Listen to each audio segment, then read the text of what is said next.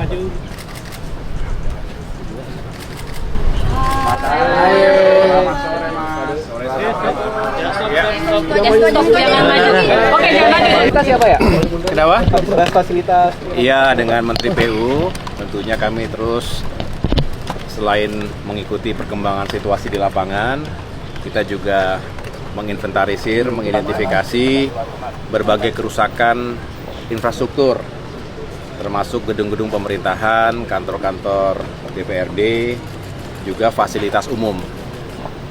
Ada JPO misalnya yang rusak atau terbakar, sehingga dari Kementerian PU nanti Pak Menteri bisa lebih detail menjelaskan, juga sudah mengalokasikan untuk bisa segera memperbaiki berbagai infrastruktur dan fasilitas umum yang rusak tadi.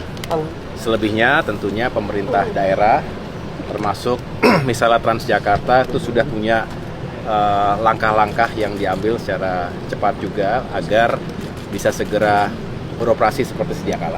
Begitu. Mas, kalau alokasi nilai anggarannya sama kerugian akibat dari kerusuhan kemarin berapa sih Pak? Ya, tadi kami bicara sudah teridentifikasi kerusakan-kerusakan tersebut terjadi di 10 provinsi dan 25 kabupaten kota dengan kurang lebih ya, ini bisa fluktuatif dan terus dihitung secara lebih detail lagi, kurang lebih 900 sampai 950 miliar rupiah total atau nilai kerusakan yang harus bisa segera kita perbaiki bersama. yang paling besar di mana Mas sambil jalannya? Kenapa? Yang paling besar yang perlu diperbaiki itu di daerah mana aja? Ya, termasuk tentunya Jakarta, kemudian juga di Makassar, di Bandung, kemudian di Surabaya, Solo, ada beberapa lagi yang lain. Alokasi dari pusat, Bapak? Silakan Pak Menteri. Maksudnya alokasi pusat ya? Untuk pemetaan anggarannya gitu. Udah jangan goyang. Semua tuh anggaran pusat 950 itu. Oke. Oh, semuanya. Ya, itu yang dihitung untuk dari pusat, dari Kementerian PU. Ya. Ya. Oh, berarti dari APBN yang dialokasikan untuk PU? BNI ya. Oke. Karena ada biasanya anggaran untuk kedaruratan ya, kedaruratan ya, dari situ posnya. Gitu. 17/8 ada komentar? Katie. 17/8. Yes. Ya, kita ikuti semua. Saya sudah baca satu persatu 17/8 yang menjadi aspirasi dari berbagai kalangan, terutama mereka yang turun ke jalan kemarin. Ada sejumlah isu yang dianggap urgent, tentunya saya menyikapinya dengan terbuka. Ya, tentu dalam kapasitas saya juga sebagai Ketua Umum Partai Demokrat, saya mengatakan kalau ada yang memang segera perlu kita duduk bersama, mendengarkan, dan saya mengapresiasi dialog-dialog yang sudah dibuka dari DPR RI dan juga tentunya pemerintah.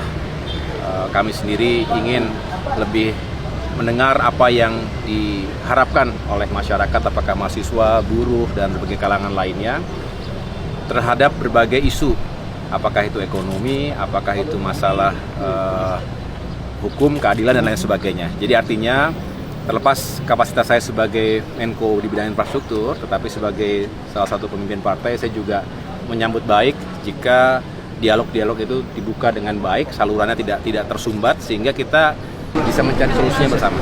Iya, tadi Terima kasih ya kita masuk. Presiden memimpin rapat terbatas dan tentunya sama-sama kita membahas tentang penanganan residu-residu dari situasi dan dinamika 1 minggu terakhir ini. Secara umum sudah semakin stabil dan penanganan juga terus dilakukan, tetapi tadi juga lebih banyak kita membahas untuk tetap fokus pada pembangunan ekonomi kita juga, karena memang banyak hal yang tidak bisa menunggu. Artinya pembangunan harus tetap dijalankan dengan baik, dan beliau juga berharap kerusakan-kerusakan infrastruktur termasuk fasilitas publik yang terjadi di berbagai provinsi termasuk kabupaten kota bisa segera ditangani, dibangun kembali ataupun diperbaiki, dan tentunya nanti Kementerian Pekerjaan Umum yang juga akan bekerja secara langsung, bekerja sama dengan para pemerintah daerah.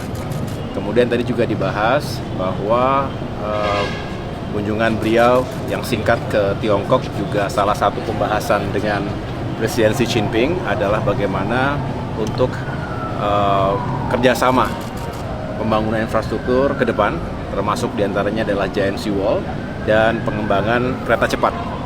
Ini yang juga menjadi salah satu yang kita harus kawal bersama-sama. Tentunya tadi tidak cukup waktu untuk membahas secara detail. Tentunya saya akan mengawal dua proyek besar ini, sekaligus nanti meminta waktu-waktu yang lebih khusus untuk rapat terbatas bersama dengan sejumlah menteri lain yang terkait.